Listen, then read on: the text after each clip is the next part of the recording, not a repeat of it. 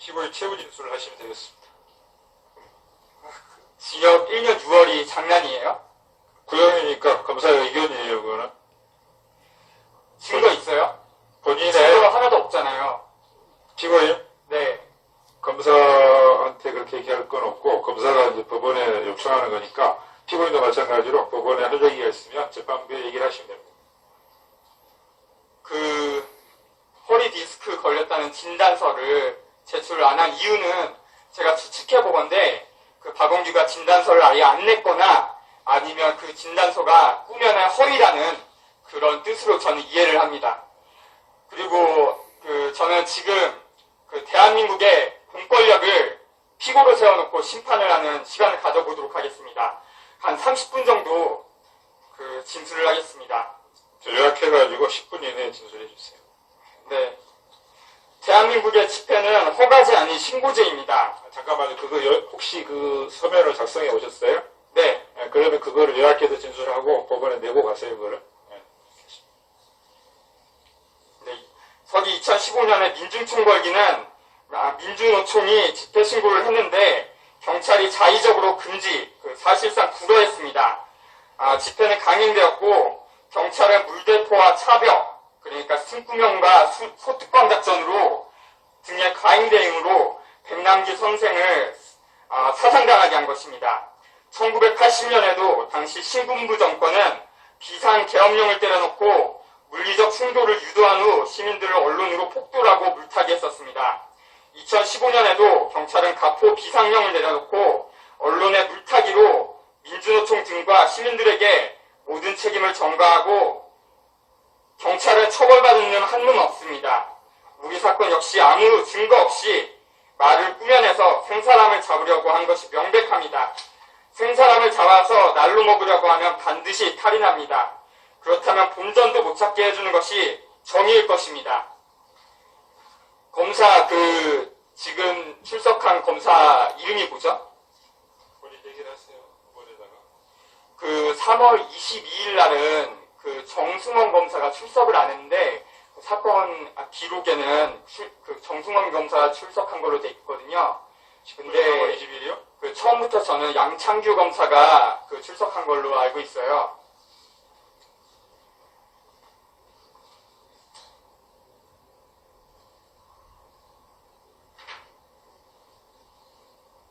년 3월 22일 양창규 검사 출석한 걸로. 그렇죠. 근데 인터넷 사건 검색하면 다른 사람이 출석한 걸로 돼 있거든요. 여기.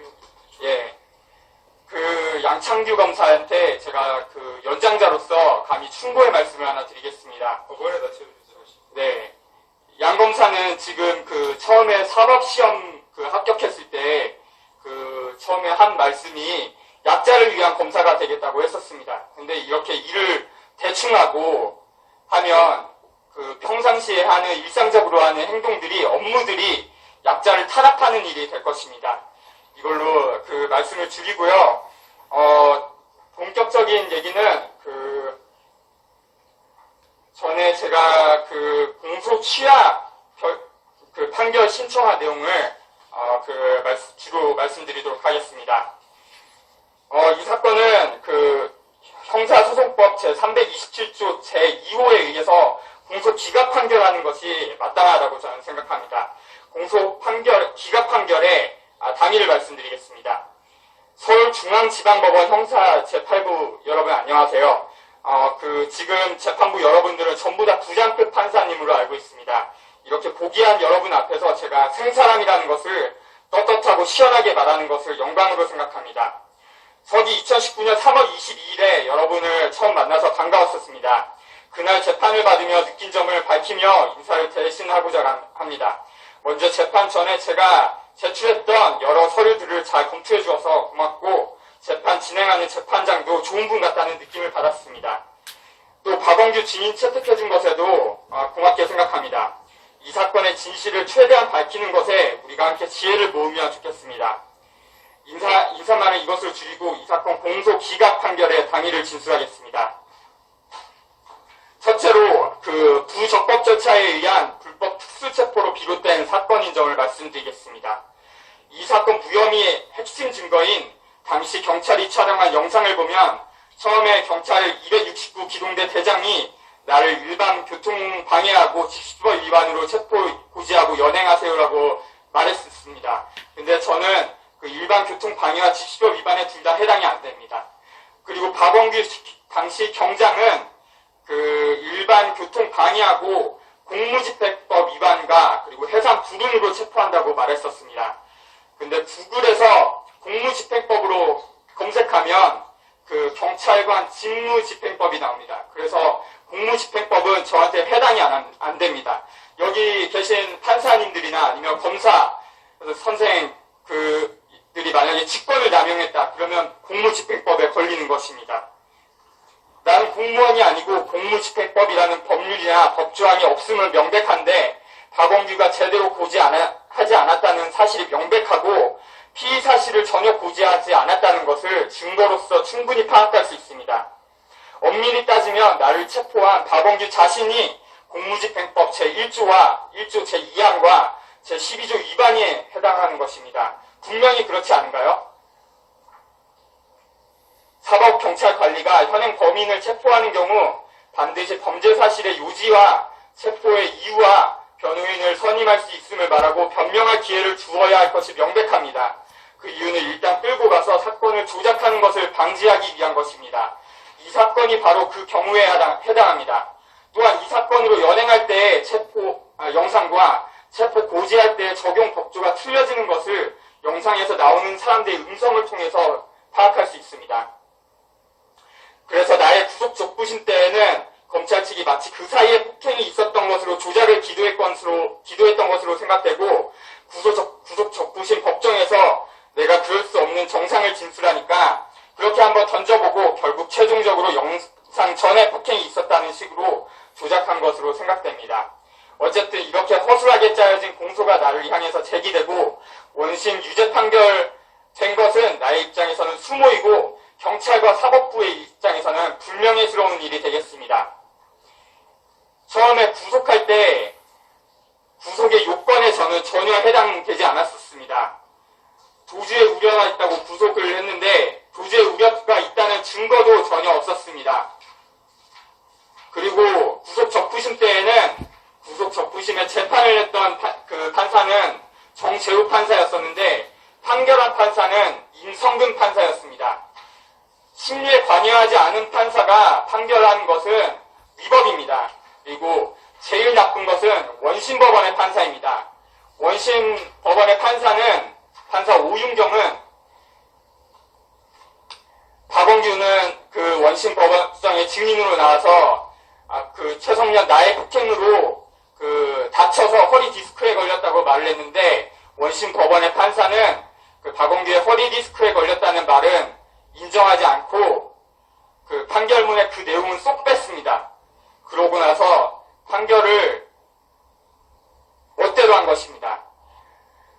사실 판결을 기다리는 것은 주사위를 던지는 것과 마찬가지입니다. 근데 만약에 주사위를 던져서 계속 1만 나온다면 그 재판은 조작된 것이라고 할 수 있습니다. 둘째로 그 사법 처리 과정에서의 공무원의 중립의무 위반에 대해서 말씀드리겠습니다. 경찰관과 검사와 판사는 모두 공무원입니다. 우리 대한의 헌법과 법률로 공무원의 의무가 정해져 있습니다. 그런데 예심으로서 행하는 수사 때 그 일방인 박원규는 돌연히 폭행을 당해서 검거했다고 주장하고 또 다른 일방인 나는 완강하게 부인했다는 것을 사건 기록을 통해 알 수 있습니다. 그렇다면 그렇게 대립되는 상황에서는 공격하는 쪽에 뒷받침할 수 있는 증거가 있어야만 기소할 수 있는 것이 상식입니다. 그래서 나는 증거가 될 수 있는 체증 영상이 없는 것으로 확신하고 체증 영상이 있으면 한번 보자고 처음부터 요구했었습니다. 결국 일방의 진술만을 가지고 기소한 것입니다. 이는 당시 정보부 검사 이성식이 중립의 의무를 위반하고 무시하고 오직 기소하려는 의지만 있었던 것입니다. 또한 이 사건의 유일한 물증이 될 박원규의 허리디스크 진단서를 검찰 측이 증거가 제출하지 않은 점을 보면 검찰 측도 이 사건이 조작 사건임을 인지하고 있다는 것을 넉넉히 믿을 수 있습니다. 만약에 2015년도 민중총궐기 당시 박원규가 나에게 폭행을 당했다면 그것은 공무수행 중 상해를 입은 것이 됩니다. 그런데 공무상 상해 진료와 치료를 경찰 병원이 아닌 경기 안양시의 호계동의 윌스 기념병원에서 했다는 것도 상당히 어색한 점입니다. 박원규는 지금 진단서 제출을 했다는 거 기억 안 난다고 합니다. 근데 그게 기억 안 날 수 있나요? 박원규가 당시 상해를 입었다는 주장이 신빙성이 없어지면 자연히 폭행을 당했다는 주장에도 역시 신빙성이 없어지는 것입니다. 이러할지인데 이 사건 조작에 가담한 공무원들은 자기들이 처벌당하지 않을 것이라는 확신을 가지고 대담하게 조작의 일원으로서 가담한 것으로 보입니다. 둘째로 이 사건 사법 처리 과정에서 공무원의 중립 의무가 위반되었으므로 공소 기각에 상당한 당위가 있습니다. 셋째로 원심 판결의 오류 비판과 무혐의 탄핵 증거 채택을 요청드립니다. 형사소송에서 사실의 인정은 증거에 의하여야 하고 합리적인 의심이 없는 정도의 증명에 이르러야 한다는 것이 철칙입니다. 이 기준을 원심 단독재판부는 위반하였습니다. 박원규는 객관적인 증인이 아니고 같은 공무원인 검찰 측의 증인이었고 내가 박원규의 주장을 부인하는 상황에서 그 철칙에 의하지 아니하고 같은 공무원으로서 팔은 안으로 굽는 판결을 한 것입니다. 형사소송법 제307조 증거재판주의에 의하면 이 사건처럼 합리적인 의심이 없는 정도의 증명에 이르지 않는 상황에서 재판을 종결해야 할 경우에는 일단은 피고인에게 무죄를 선고하는 것이 도리인데 오윤경 판사는 일단 유죄로 선고한 것입니다. 아무리 선회하더라도 그 처칙에 의하지 않은 성급한 판결이었고 의혹을 가지고 생각해보면 오윤경은 자기의 판결 선고를 결정적인 것으로 생각하지 않고 좌우 쌍방이 항소하기를 예상하면서 나는 모르겠다 식으로 일단 같은 공무원 측에 손을 들어주어서 나를 불리한 처지에 놓이게 한 것입니다. 정치적 사건에 대한 재판의 독립성 또한 의심이 됩니다. 법원 행정처의 원세훈 재판 관련 각계 동향 문건 중에 BH 최대 관심 현안이라는 내용과 함께 제18대 대선 무효 소송에 영향 미칠 수 있음이라는 내용이 있고 당시에 나는 제18대 대선 선거 무효 소송인단의 행정 요직에 있었습니다. 나는 원심에서 박원규의 증인신문 이후에 박원규의 주장이 신빙성이 없다는 의견서, 정상관계 진술을 제출했었습니다. 기관재판부에 진술 요청서를 제출하기 정확히 3년 전 같은 날인 2016년 2월 18일자입니다. 나는 구속되어 있는 열악한 상황에서 최선을 다해서 사건을 조사했었습니다. 그 결과 8쪽짜리의 의견서를 탄핵 증거로 제출했었습니다만 원심 재판부는 그 진술서의 진술 효력을 전부 무시하고 박원규의 주장만을 증거로 나를 유죄 판결한 것입니다. 이 사건을 검찰 측과 박원규는 중요하게 생각하지 않고 잊어버리고 살았고 나는 이 사건을 중요하다고 생각하고 치밀하게 파헤쳐왔었습니다. 객관적이고 중립적인 사람이라면 어느 쪽에 손을 들어주겠습니까? 원심 재판부가 공정하게 재판했었다면 그 탄핵 증거에 의해 나는 무죄 선고를 받았을 것이고 그랬다면 역시 나는 항소하지도 않았을 것입니다. 해당 2016년 2월 18일자 의견서를 귀원 재판부가 탄핵 증거로 채택해 주기를 요청드립니다. 저기 2019년 1월 4일에 구구주의 행동대 선생들이 나를 국가보안법 제3조 제1항으로 고발했다는 또한 사실이 있습니다. 그런데 그 김상진은 구속됐다고 5일 만에 풀려난 것으로 저는 알고 있습니다. 서울중앙지방법원 검찰청 검사장을 협박했다는 이유로 5일만 구속됐다가 5일 만에 풀려난 것입니다.